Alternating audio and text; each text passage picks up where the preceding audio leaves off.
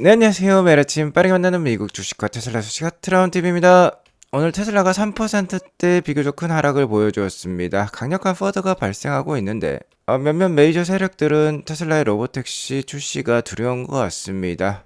이 점 오늘 알려드리도록 하겠고요. 일론 머스크가 갑자기 정치적 발언을 쏟아내고 있어요. 할 말은 하시는 분인데 테슬라에게 있어서 정치적 리스크가 부각이 되고 있는 것 같습니다. 이 점도 오늘 알려드리도록 할게요.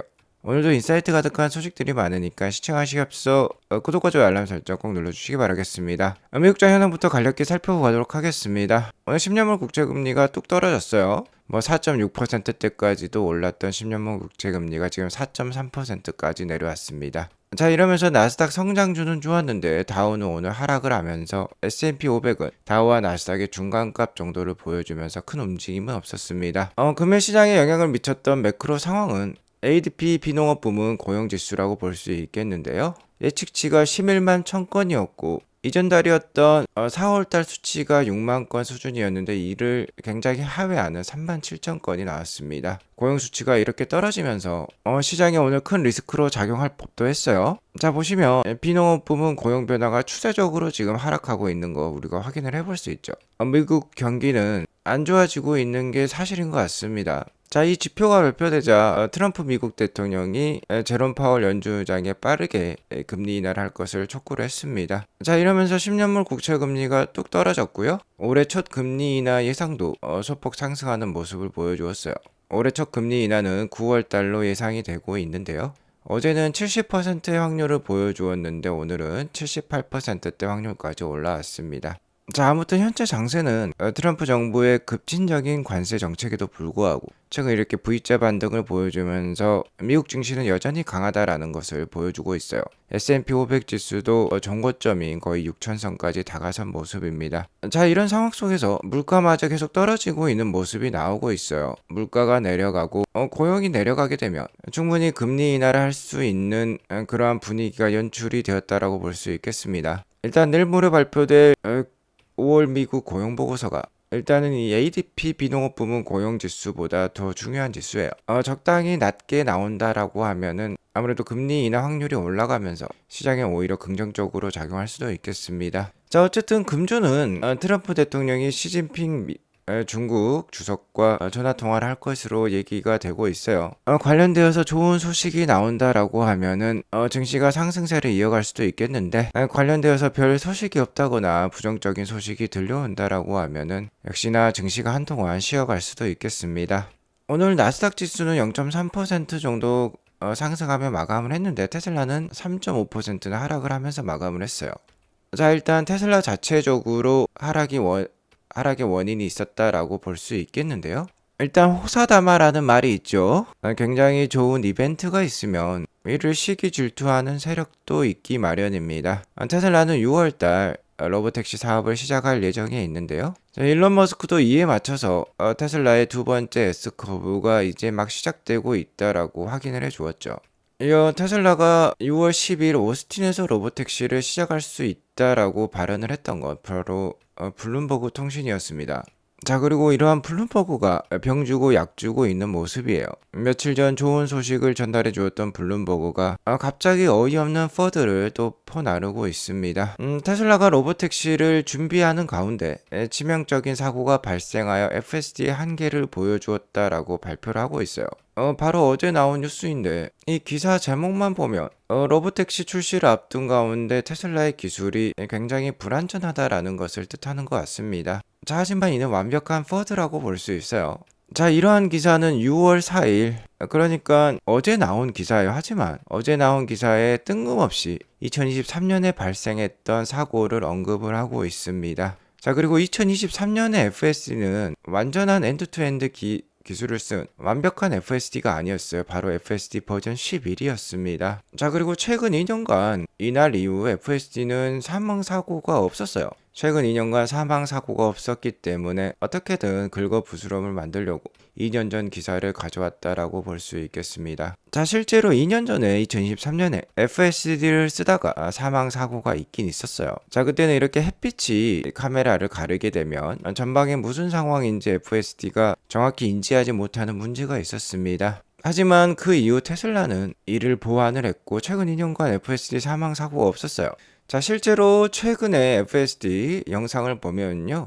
버전 12.3부터, 그러니까 버전 13도 아닙니다. 버전 12.3부터 이렇게 바로 앞에 햇빛이 비치더라도 완벽한 자율주행을 뽐내고 있는 것을 확인해 볼 수 있어요. 자, 아무래도 기술의 특이점이 온 상황 속에서 블룸버그와 같은 메이저 언론사와 결탁한 메이저 투자 세력들이 중요 이벤트가 발생하기 전에 싸게 사고 싶은 욕구가 있었던 것 같습니다. 자, 그러니까 이러한 블룸버그의 소식은 완벽한 퍼드라고 볼 수 있겠고요. 다만 우려스러운 점이 정말 한 가지가 있어요. 다시 한번 일론의 정치적 발언이 증가를 하고 있습니다. 일론이 5월 달에 완벽하게 도지의 수장으로 내려왔죠. 이제는 테슬라와 스페이스X 등 자신의 산하에 있는 회사에 집중하겠다라고 발표를 했었는데 작금의 미국의 상황이 우려스러웠던 것 같습니다. 최근에 미국 부채가 이렇게 기하급수적으로 증가하고 있는 모습에 우려감을 표현을 했던 일론 머스크였는데요. 미국에 대한 진심 어린 우려로 다시 정치적 발언을 시작을 하고 있어요. 특히 이번에 문제가 되는 부분은 아직까지 트럼프와 관계가 매우 좋은 일론 머스크인데 이 관계가 틀어질 수도 있다라는 언론의 소식이 나오고 있기 때문입니다. 트럼프는 5월 말경에 One Big Beautiful Bill Act라는 미국 역사상 최대 규모의 세금 감면안을 발표를 했었고, 자, 이게 미국 하원을 통과해서 지금 상원으로 넘어간 상황입니다. 자, 하지만 이 최대 규모 감세안은 당연히 미국의 부채를 키울 거예요. 자, 그러면서 일론 머스크가 정치적 발언을 현재 쏟아내고 있습니다. 일론 머스크는 이렇게 말을 하고 있어요. 죄송하지만 더 이상 참을 수가 없어요. 이 엄청나고 터무니없고 돈으로 가득 찬 의회 지출 법안은 역겹고 혐오스럽습니다. 투표한 사람들, 즉 하원에서 이 감세 법안에 찬성한 사람들은 부끄러운 줄 알아라 라고까지 얘기를 하고 있습니다. 자, 가뜩이나 미국은 부채가 많은 상황이고 이렇게 부채가 많은 이유는 매년 적자를 키우고 있기 때문이죠. 자, 이러한 법안을 시행을 하려면 미국의 적자 규모가 2조 5천억 불이나 더 늘어날 수 있다라고 해요. 이는 미국인들에게 엄청나게 지속 불가능한 부채를 안겨줄 것으로 일론 머스크는 예상을 하고 있습니다. 일단 쓴소리긴 하지만 본인이 도지 수장으로 일을 해보니까 낭비되는 세금이 너무나도 컸었고 자신이 최대한 정부 지출을 줄이려고 했지만 많은 의원들의 반대에 부딪히기도 했었던 일론 머스크였죠. 자, 하지만 저희 같은 테슬라 투자자 입장에서는 일론 머스크의 이러한 발언은 당연히 트럼프와 미국 공화당의 반대에 부딪힐 수 있어요. 물론 트럼프 법안에 반대하는 성명을 발표한 일론 머스크이기 때문에 민주당은 좋아할 수도 있겠습니다. 자, 하지만 일론 머스크가 민주당을 위해서 한 발언은 아니고요. 정말 진지하게 미국을 걱정하기 때문에 이러한 발언을 했다라고 볼 수 있겠습니다. 자, 어쨌든 아직 확정된 법안은 아니에요. 하원에서도 215대 214로 어렵게 통과한 법안입니다. 상원에서 통과될지 아직 모르는 상황이에요. 한편으로는 이러한 법안이 공화당 의원들에게 의해서 만들어졌을 건데 트럼프를 보호하기 위해서 일론 머스크가 일부러 이런 얘기를 하고 있다라고도 발언이 나오고 있습니다.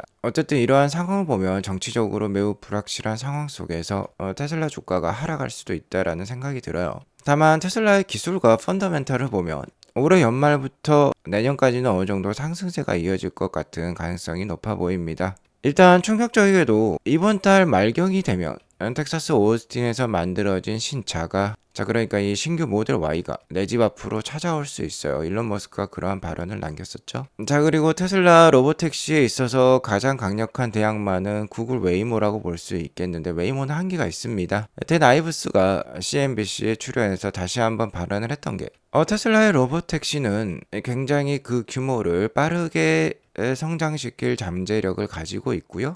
반면에 웨이모는 4개의 도시에 한정된 서비스만을 제시를 하고 있고 차량 한 대당 23만 불로서 굉장히 비싸기 때문에 규모의 경제를 달성하기 어렵다라고 보고 있습니다. 자, 이제 그러한 테슬라의 확장 능력을 우리가 확인해 볼 수 있는 게 거의 일주일 앞으로 다가왔어요. 아무래도 다음 주 금요일이 되면 테슬라의 로보택시를 만나볼 수 있을 것 같은데요. 이번 주 주말까지는 어쨌든 테슬라의 공식적인 발표가 있어야 할 것 같습니다. 아직까지는 블룸버그에서 6월 12일이라고 내놓았지 테슬라 오피셜리 발표한 사항은 없어요. 어쨌든 오피셜 발표가 있으면 계속해서 알려드리도록 하겠고요. 원래 어제 말씀드려야 했었는데 오늘 알려드릴 부분이 있습니다. 바로 테슬라 중국 로컬 판매량이 되겠는데요. 자, 다행스럽게도 금주 다시 한번 판매량이 올라오고 있다는 점이 확인이 되고 있습니다. 5월 26일부터 6월 1일까지 일주일간 중국에서는 테슬라가 13,060대가 등록이 되었어요. 판매가 되었던 거죠. 지난주 대비 18.5%나 성장했습니다. 다만 문제점은 전년 대비 아직까지 14.5% 빠져 있다라는 점이 되겠어요. 최근에 BYD가 차량 가격을 인하한다라는 소식도 있었는데 중국 내 상황도 그렇게 녹록지는 않은 것 같습니다. 누계 판매량도 일단 전분기 대비로는 2.6% 앞서가고는 있어요. 다만 전년 동기인 이 2024년 2분기 이 초록색 막대보다는 21% 정도 지금 떨어진 모습입니다. 자, 어쨌든 중요한 점은 7월 2일경이 되면 테슬라 2분기 인도량 발표가 있을 건데 중국 시장에서 이렇게 전년 대비 힘을 못 내면요, 판매량이 역시나 떨어질 수밖에 없을 것 같아요. 일단 6월 한 달을 볼 필요가 있겠지만 아직까지는 좀 어두운 상황이라고 볼 수 있겠습니다. 6월 달은 로보택시와 신규 저가형 모델로 인해서 주가가 상승을 할 수는 있겠지만 7월 2일에 판매량 보고서가 나온다라고 하면 주가가 한 차례 흔들려 갈 수도 있겠다라고 여기시는 게 좋을 것 같아요. 현재 중국 판매량은 누계 기준으로도 전년 동기 대비 7.6% 느린 속도를 보여주고 있습니다. 아직까지는 테슬라 차량 판매량이 테슬라 실적의 70에서 80%를 담당을 하고 있기 때문에 2025년 말까지는 EPS가 어느 정도 이렇게 하락할 것으로 예상이 들고 있죠. 이런 상황 속에서 주가가 상승한 만큼 당연히 로보택시 기대감에 상승을 한 거라고 볼 수 있겠죠. 그 갭이 이렇게 벌어지면 조정은 있을 것이라고 말씀을 드려왔어요. 자, 그리고 그 조정이 있을 만한 시기는 6월 12일 로보택시 사업이 발표된 전후가 있을 수 있겠고 7월 2일 2분기 인도량 발표 전후가 될 수 있겠어요. 아무튼 2025년 누계 판매량이 파란색인데 중국 시장에서도 아직까지는 전년 수치인 빨간색 막대를 넘어서지 못하고 있습니다. 그러한 점 때문에 주가는 충분히 한 차례 정도 더 조정이 있을 수 있겠고요. 자, 하지만 일론 머스크는 2028년까지 어떻게든 스타쉽과 옵티머스를 화성에 보내서 이렇게 화성 개발에 착수할 것으로 얘기를 하고 있어요. 지금 화성에서 에너지 공급을 위해서 태양광 판넬을 만들고 있는 옵티머스를 확인해 볼 수 있습니다.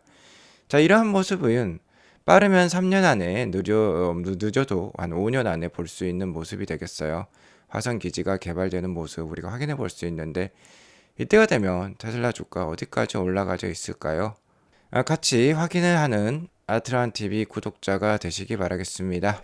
오늘 이것으로 방송을 마치겠고요. 오늘 방송이 도움이 되었으면 구독과 좋아요 알람 설정 꼭 눌러주시기 바라겠습니다. 행복한 하루 보내시기 바라겠습니다. 감사합니다.